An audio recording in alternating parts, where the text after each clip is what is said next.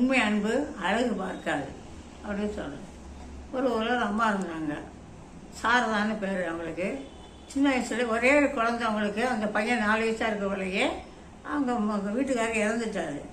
இறந்தாலும் அந்த அம்மா என்ன பண்ணுவாங்க, பையனை ரொம்ப ரொம்ப நல்லா வளர்க்குறாங்க. இட்லி சுட்டோ, பணியாரம் இப்படி வடை இப்பெல்லாம் பலகெல்லாம் செய்து விற்று போட்டு அந்த பையனை படிக்க வைக்கிறாங்க. பையனையும் நல்லா படித்து நல்லா படிக்கிறான். படிக்க வச்சோன்னா மேற்கொண்டு படிக்க வைக்க எங்களுக்கு வசதி இல்லை. அதோட அவனும் அவங்க அம்மாவுடைய கஷ்டத்தை பார்த்துட்டு, அம்மா நான் படிக்கலை, நான் இராணுவத்தில் போய் சேர்ந்தேன்னா எனக்கு நல்லா வந்துடலாம் அப்படிங்கிறான். ஏன்னா உங்களுக்கு கஷ்டப்பட்டு படிக்க வைக்க முடியல அப்படிங்கிறப்போ சரியான அவங்க அம்மா அனுப்பி வைக்கிறாங்க. தேசிய இராணுவத்தில் போய் சேர்றாரு.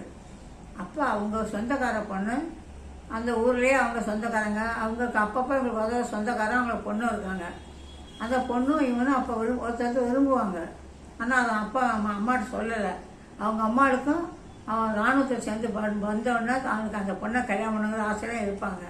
இராணுவத்தில் போய் 3 வருஷம் அப்போல்லாம் சேர்ந்தவொடனே போய் உடனே வர முடியாது. 3 வருஷம் 5 வருஷம் வரைக்கும் அவன் அங்கேயே இராணுவத்தில் இது பண்ணியிருந்தான்.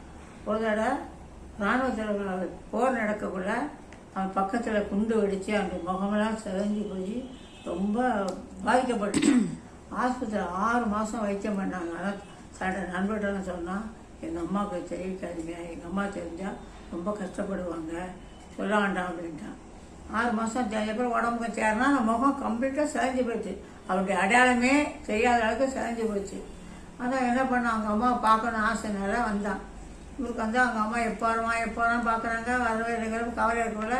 இவன் போய் இல்லைன்னா அவங்களுக்கு அம்மாவுக்கு நிஜமாக அவன் அடையாளம் தெரியும். ஏன்னா அவ்வளோ முகம் அவ்வளோ செதஞ்சு போயிட்டு. உடனே அவங்க சொல்கிறாங்க, எப்பா நீங்கள் இராணுவத்தில் அந்த உடையை பார்த்துட்டு நீ இராணுவத்தில் வந்துருக்கிறியா? ஆமாம்மா, உங்கள் மகனுடைய நண்பன் தான் அப்படின்னா. அப்போ என்னப்பா என் பிள்ளை நல்லா இருக்கானா? நல்லா இருக்காம்மா, நான் இந்த பக்கம் அந்த நேரம் உங்களை பார்த்துட்டு சொன்னான் அப்படின்னு சொல்கிறான். அப்படி 2 நாள் அப்போ நல்லா ரொம்ப விவசாயம் பண்ணுறான். நம்ம பையனுடைய ஃப்ரெண்டுன்னு 2 நாள் இருக்கான். 3ஆம் நாள் அம்மா, ஏன்னா அவளுக்கு அது வரைக்கும் தான் மகன்னு அவளுக்கு சொல்லவே இல்லை. ஏன்னா சொன்ன அம்மா கவலைப்படுவா, இந்த மாதிரி குளத்தில் அவள் தன்னை அடையாளமே தெரியாத அளவுக்கு நான் மாறிட்டவங்க அப்படி சொல்லாமலே இருந்துதான். 3ஆம் நாள் கிளம்பும்போது அவங்க அம்மா காலையில் வந்து நமஸ்காரம் பண்ணிக்கிறான். நமஸ்காரம் விட்டு, அம்மா நான் போகிறேன். அப்பா சொல்ல, போய் என் பையனை வர சொல்லுப்பா, என் பையனை பார்க்கணுன்னு எனக்கு ஆசையாக இருக்குது அப்படின்னு சொன்னால் நான் ஊருக்கு போய் ஒரு லெட்டர் எழுதுனேன்.